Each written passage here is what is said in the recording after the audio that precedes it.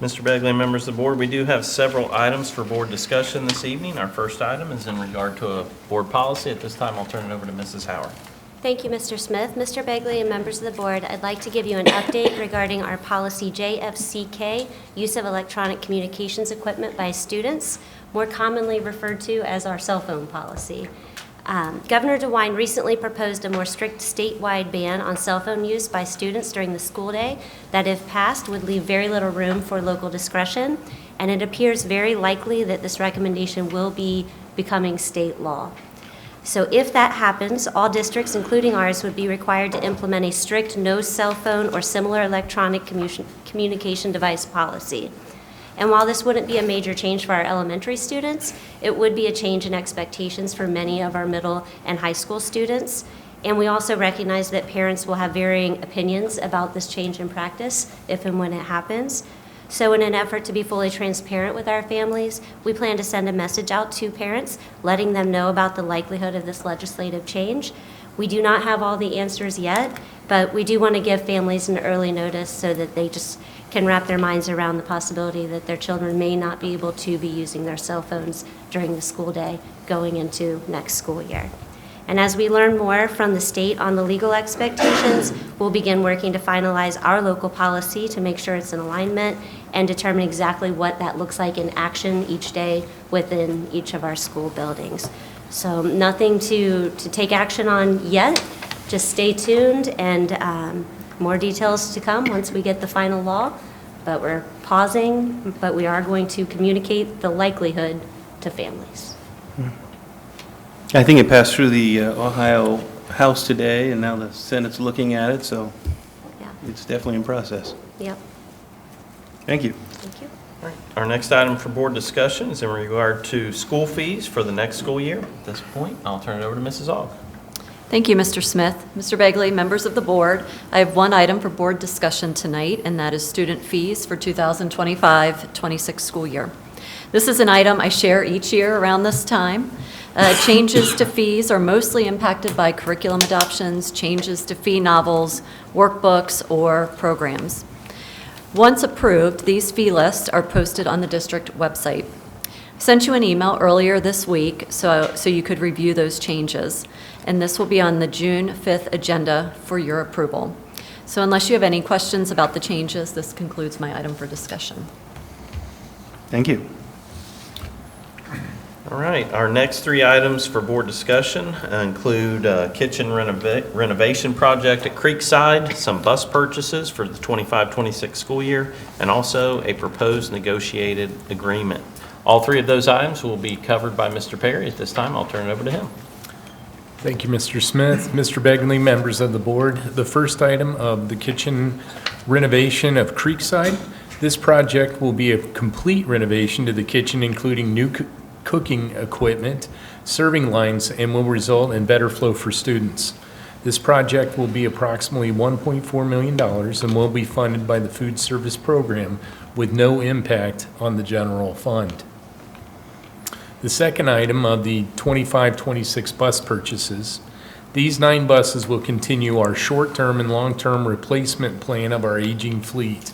By completing the bidding process at this time, we are avoiding a potential $10,000 increase for each bus purchased. This purchase is part of the current 5-year forecast and is listed for board action later this evening. And third, I am pleased to announce that we have a tentative agreement with the OPSI Local 205, 378, and 568. The tentative agreement was voted on and was passed with an overwhelming majority last evening by the members of OPSI. I would like to thank both the OPSI negotiation team and the management negotiation team for their time and collaborative effort to finalize this agreement. Again, this item is listed later this evening for board action. So if you have any questions, I will say I will be sending an email with more detail about the Creekside renovation before approval, which we will request at the next meeting. Great, thank you. Did we sell a few buses the other day? Yes, actually 11 of them left our lot. I saw 2 of them leaving, they had tape over Fairfield. Yes. One was pulling a car behind it. Oh, yeah, because the ones that they could drive, they were coming down to pick up, and Right. some of them had to be actually towed, but they are gone, which is nice. That's good. Thank you. Yeah, thank you for your due diligence with the pricing and options to get rid of the older buses. And I know you spent a lot of time researching that and contacting different organizations. So thank you, Mr. Perry. I appreciate it, thank you. A couple of things before we move on to our next several items for discussion. I know Mr. Perry mentioned it, but I think it's worth repeating. Not everyone understands. The kitchen renovation project at Creekside will come out of food service budget. Again, I know he pointed that out, but I think it's worth repeating. That has no impact on the general fund, the 5-year forecast. That renovation comes out of the food service budget. So again, it's worth repeating. The other thing that I'd like to mention is just, again, the bus purchases. We've had many conversations in the past. If anyone has been paying attention, they would know that we are behind schedule in terms of our bus fleet. It is not meeting the recommendation for age and so on and so forth. So while we're very thankful that we're able to make this purchase, I also think it's worth stating that we are not bringing our fleet up to the standard that has been recommended by the state. That has been one of the areas that we reduce spending. And in previous years, we've always said that, hey, this will catch up to us at some point in time. But we are to a point where we need to make those purchases, and we are just trying to minimize the damage that we will have to face at some point in the future. But again, I just think it's worth stating that we are, with these purchases, we are still not bringing our bus fleet up to the recommendation from the state. So, thank you. And to that, Mr. Smith, I know in past years, we started out, and I may get this number wrong, so correct me, like, we would buy 10 buses, and then we dropped it down to 7, and then 5, and then alternating 2 and 3. Correct. I don't have the numbers. I know that even when we were making, maybe it was 7 or 8 purchases a year, we still were not making the purchases that we would need to make in order to maintain our fleet as recommended. But that number has dwindled down over the years. And again, if it was 7, I'm not saying that it was. It went to 5, then it went to 3, and then it may have gone to even every other year of 3. So yes, we're just, again, we're trying to minimize the damage, but we're trying to keep up. Being cognizant of finances and Absolutely. good stewards. Yeah, Thank absolutely. you. Thank you, Mr. Perry. You're welcome. All right, our next 3 items for board discussion will be covered by Mr. Hustle, talking about latchkey, transportation director job description, and revised administrative salary ranges. So at this time, I'll turn it over to Mr. Hustle. Thank you, Mr. Smith, Mr. Bagley, members of the board. Item number 6 is we're proposing a latchkey performance contract for Michelle Price to help with the transition of latchkey throughout the summer months. Item number 7 is transportation director job description. It is a minor and simple change. It's just a simple change in days. And then item number 8 is revised administrative salary ranges. Again, minor change, addition of the 223 days to the classified administrative salary range 2. You will be asked to take action on all 3 items tonight. Let me know if you have any questions. I'm more than happy to answer those. Thank you. All right, our last item for board discussion this evening is the 5-year forecast. At this time, I'll turn it over to Mrs. Lee. I know you're all waiting with bated breath. All right. So as you guys recall, the 5-year forecast gets done every November and then again updated in May. The reason for the forecast is to continue to keep finances up in the forefront of our thoughts when we make decisions, but also to be able to certify contracts and make sure that we have the resources available as we go into the new year to enter into the agreements and contracts that we need to run the district. I know I sent this to you guys in advance, but if you have any questions, stop me. So one of the largest sources of revenue we have are property taxes, and I'm going to probably say this several times throughout the presentation, but for me, even though I've done, I don't even know how many forecasts in my career, this has been the hardest one because the budget bill happens every 2 years. So there's always some instability in your state funding.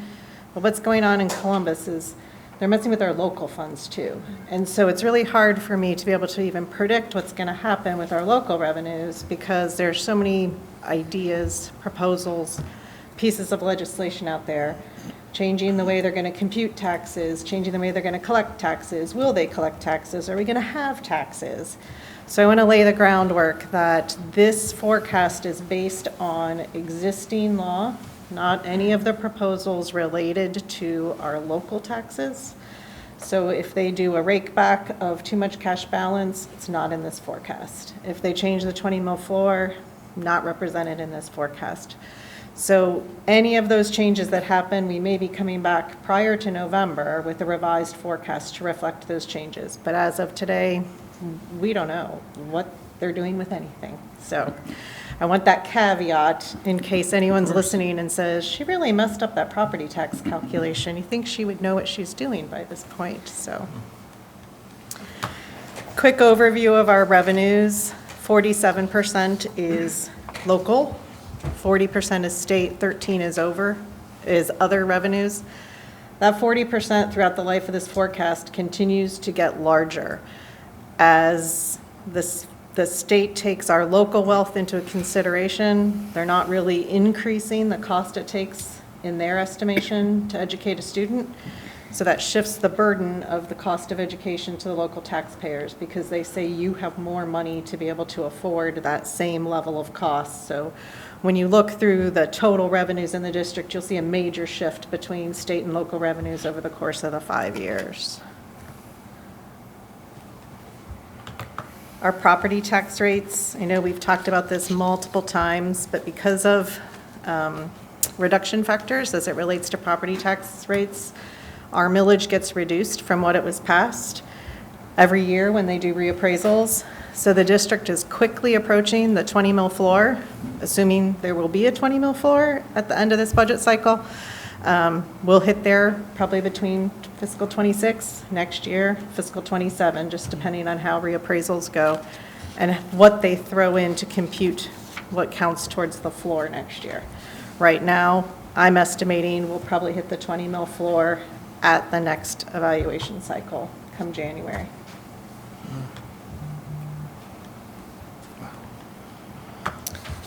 Unrestricted grants and aid, again, just kind of a caveat as it relates to our state aid. That's what this relates to.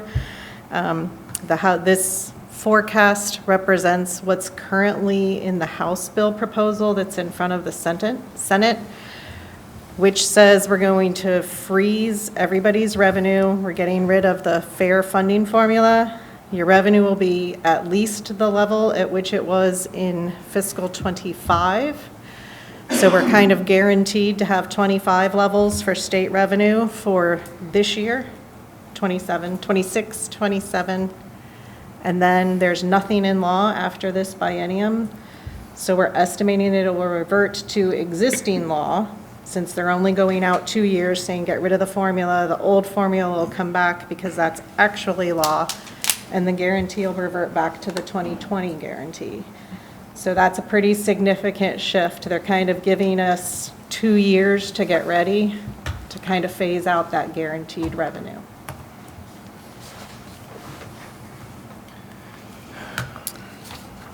The assumption related to salaries, we have 2 new collective bargaining agreements in place. We have another one that we'll be voting on tonight. Those collective bargaining agreements are reflected in the expense side of this forecast. We also have the same assumptions we had from the fall related to additional EL teachers. There are no other changes to the staffing projections than what we had in the fall and what was reflected in the 2-year collective bargaining agreements we signed with our union groups. Employee benefits, we haven't made any changes to the assumption related to employee benefits.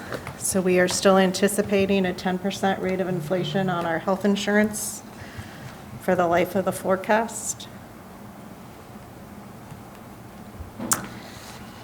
Quick synopsis of our expenditure breakdown. We continue to be about 76% salary and benefits, which shouldn't be surprising.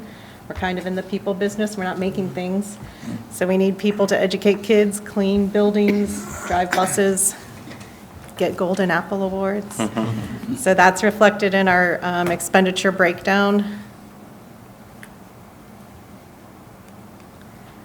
A quick overview of where we stand for over the course of the 5 years.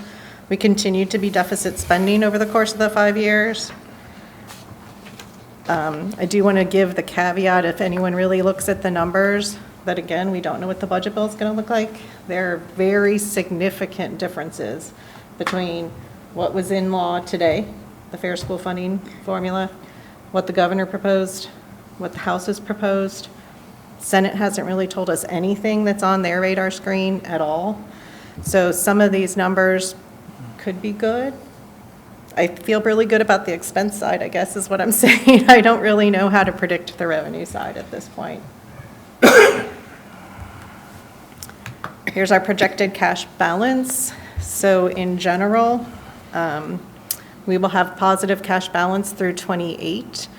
We will have negative cash balance in 29. However, as you look at 28, we'll only have 22 days of operating cash available to pay bills once we roll from June 30th to the 1st of July. I believe the recommended minimum is 60 days, just for regular governmental entities in general. This speaks very much to the rakeback proposal. So even though Fairfield has more than 30%, the magic number, in cash today, in 2 short years, we're sitting on 44 days. If they rake that cash back, I haven't even done the days calculation. I'm just hoping that goes away. But it might be something, if we find out that they're considering doing a rake back of cash, that we need to have on our radar screen as to how we're going to replenish those cash balances that go away. Well, quite frankly, it would be much, much worse. It's about $9.8 million, and it'll go away over the course of next tax year, so January of '26 to December 31st of '26. So this next slide is just another visual of they call it a health indicator for the district. Shows your cash balance, and as you decline more towards the red, it's kind of like a stoplight. Proceed with caution, and then you've got to make some hard decisions to stop the progression into deficit spending and negative cash. Quick summary. In general, without a clear picture of the upcoming budget, our revenue projections are very volatile. Both state and local revenues can change dramatically. If we have dramatic changes between now and June 30th, we will probably present a revised forecast to you. If not, it'll probably be something Jay will be looking at come July. There has to be a budget bill in place by June 30th, so we'll know something while I'm still your treasurer. Otherwise, Jay will be here to help you navigate the waters. We're still experiencing very little growth in our revenue picture. The state isn't really helping us. We thought maybe getting to the floor would provide us with some growth. That's starting to look like the floor is not going to be what people thought it would be, so you're not going to get growth on the 20 mills any longer. I think the feeling most of us have is that part of the budget bill has some traction, and people are looking for property tax relief. I don't know if you saw there is a potential for an actual constitutional amendment that gets rid of property taxes. How you fund schools when that happens, how you fund police departments, libraries, I don't know in Ohio. So hopefully they have that plan before they put that constitutional amendment out there. Sort of the big idea we talked a little bit about the volatility that we have in some of our expenditure projections related to buses. So this year we need 9, next year we need 2. We have some volatility in our severance. So instead of being a level expense, you have these large peaks and these valleys when you have a large group of people retire, and then maybe the next year you don't have anybody. So it makes your forecasting, your cash forecasting, and your cash position very uneven, unsteady, as opposed to like a really even expenditure forecast with like a rate of inflation increase. So there are options available to districts to be able to create reserve funds for those things so that you can steadily fund your severance. You can steadily fund your capital improvements by setting aside a certain amount of money every year in your budget for those purposes. And then when those expenditures happen, you need new roofs, you need 11 buses, whatever it might be, you use that reserve fund rather than your general fund resources. So that's an option available to us to level out some of the peaks and valleys we might see with our expenditures and our cash balances. We're going to look into that. We may be bringing forward a proposal coming forward to establish those funds. It requires board resolution to just be able to have those funds in existence. Once we get through that step, if we decide as a district that it's in our best interest to fund some of those reserves, we will bring that forward to you at the last meeting in June to make those transfers into those funds so that we have a more steady picture of what severance will look like every year coming out of our immediate resources. I don't know if anyone has any other questions about the forecast. I know you had it in advance, but I'm happy to take those now. Well, I would say, first of all, thank you so much. It's not an easy task that you came in when you did to do this, and thank you for doing that. But you've made it, I think, as clear as it can be made. You alluded to the expenditures are, I forget the term you used, I'll use, we've been mindful with that. I know over the last 4 or 5 years, Billy and the admin have really looked into how to cut, where to cut as much as we can. And that was done prior to the last levy request. So we're running pretty thin. I think we're managing it very well. The state, if they do present that amendment to get rid of the property taxes, like you mentioned, that's going to hurt more than just the schools.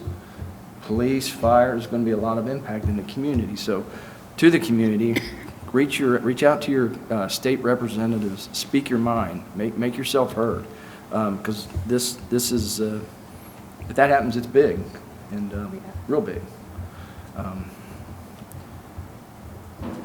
You can go on to somebody else. I had another note, Mr. President, but I can't remember what it was right now. Any other comments during the budget? I just thank you for all the hard work you put in doing this. Forecast? You simplify it to where even I can understand it, so that's good. That's the way I understand it too, so it works for both of us.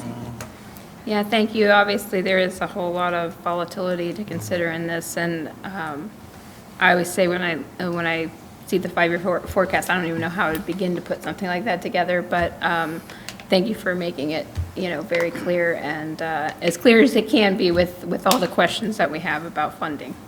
So I think that's the key really, is so that you understand the assumptions that were put in there.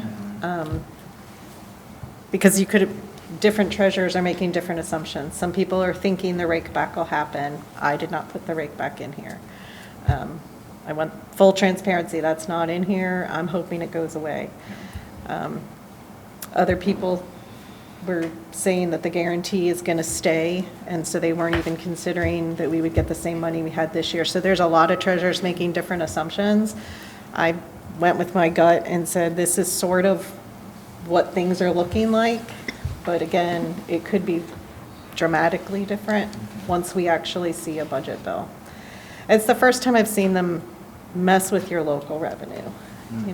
They're always tweaking their share, but to actually be fundamentally discussing changing the way local taxpayers fund their school districts is new to me. So. Wasn't there also, was there 5 school levies on this last in May?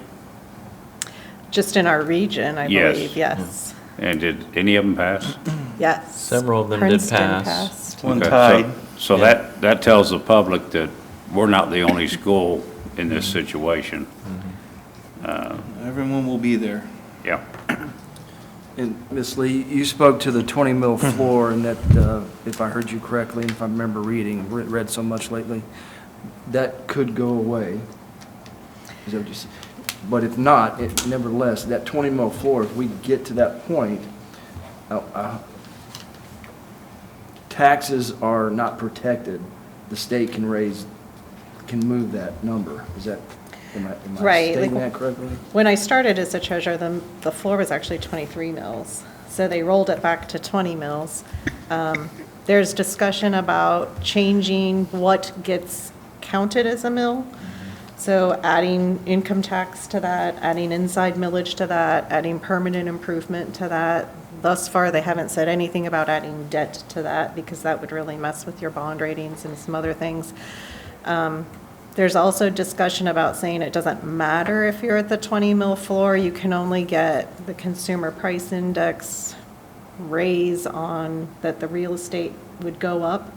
So if your real estate values go up by 20%, but the CPI is 6, then you can only get a 6% growth on your, so there's all kinds of proposals to change how you compute the tax rates. So, and they're vast, from no tax rates to no changes.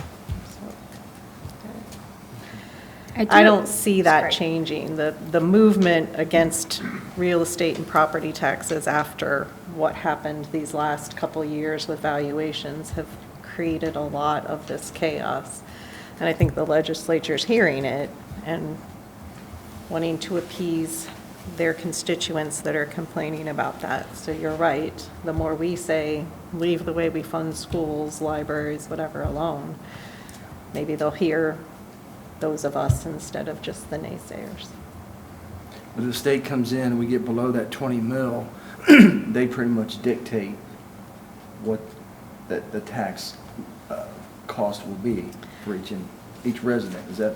Right now, like if they don't change Yeah, they say they anything, didn't change anything. then it's 20 effective mills. You can't tax yourself less than 20 effective mills. So right now, you know how those reduction factors just keep dropping our millage level, and our real estate rates only go up by new construction.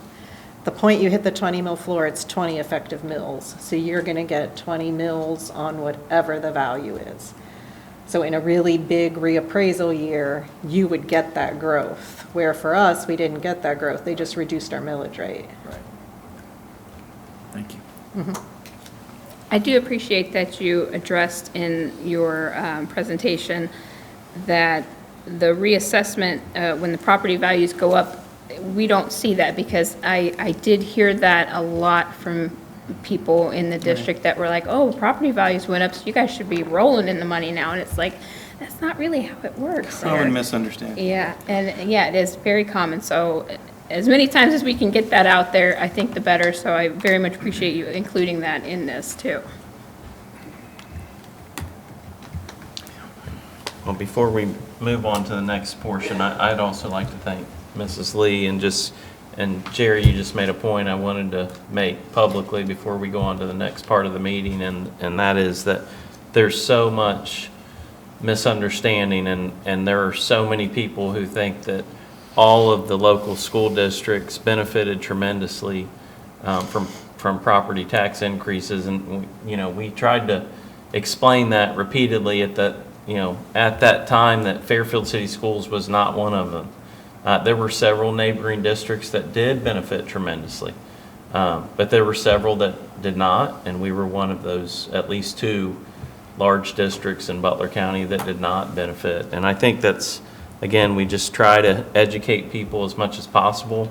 And then the other point I just wanted to make, just the fact that, if anyone would listen to this conversation about Amy trying to put together a 5-year forecast, a 5-year, but we can't even really put together a 1-year 5 weeks. forecast, yes. A couple weeks forecast, because we're waiting, and the fact that you have treasurers across the state all making different assumptions as they're putting together a forecast, it's just hard to believe that this is the space that we have to operate in as a school district, that there's so much uncertainty. And again, I think that's worth repeating, and thank you, and again, for stating publicly, repeatedly, that this could change, this will change. She's doing the best job she can to build a forecast based on, there's a cloud of uncertainty around every corner. So, and it's just frustrating that that's where we live these days, so, So I think one of their answers is, well, then let's just do a 3-year forecast, yeah. right? I just need to know what my revenue looks like July 1st. That's like 5 Yeah, weeks. Right, how about that? Yeah. Thank you.